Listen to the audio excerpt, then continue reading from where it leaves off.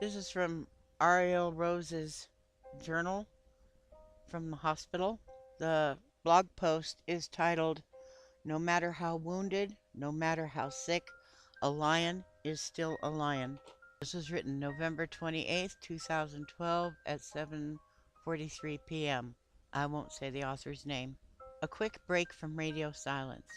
I had started a very different entry, as there has been little to no good news to report these days. But as I was typing this entry, Ariel, sicker than she has ever been in her life from cancer and infections, began dancing as much as she can. She's blind and partially paralyzed now. To Pink's Blow Me One Last Kiss while sitting in her hospital bed. I'm not even sure how to begin this entry now after watching this. The last 10 days have been some of the most difficult imaginable.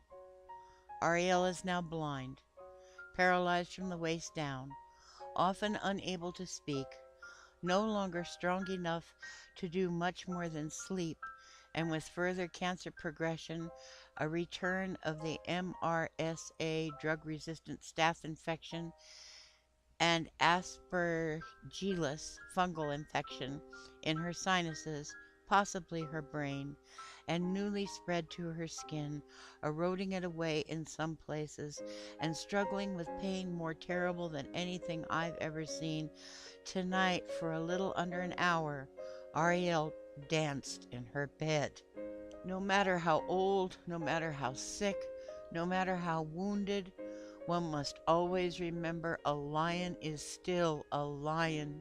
The same rules always have and always will apply to Ariel.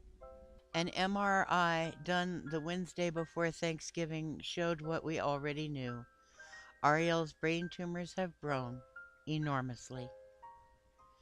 It was also confirmed that the fungal infection, aspergillus, that Ariel battled so determinedly in 2011 has returned along with MRSA drug-resistant staph infection.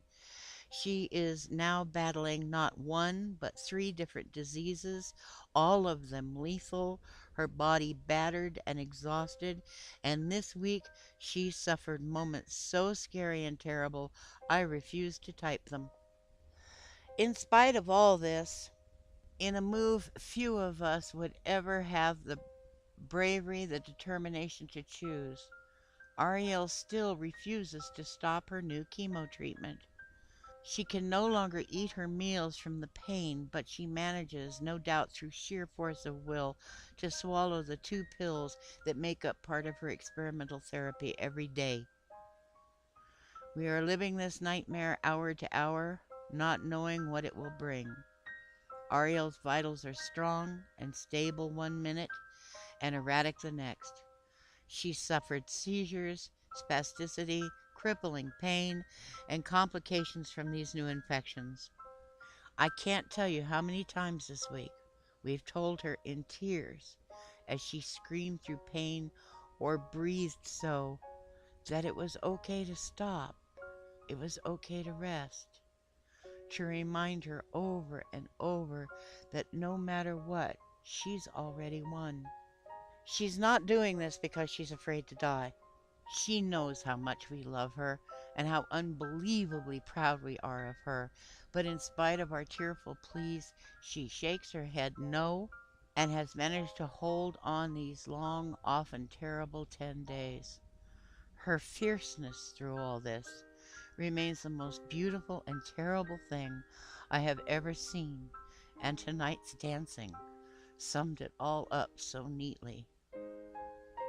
As I'm finishing this entry, her nurses are giving her more pain meds, hanging her chemo, and helping her do all the things she can no longer do for herself. And there she sits, eyes closed, IV lines everywhere, monitors beeping, medicines dripping, and she's managed to get all three of them are dancing away now to Party Rock Anaheim. A lion is always a lion, no matter how weak. A roar is still a roar. And Ariel has always been and always will be the Coeur de Lion. Signed, C.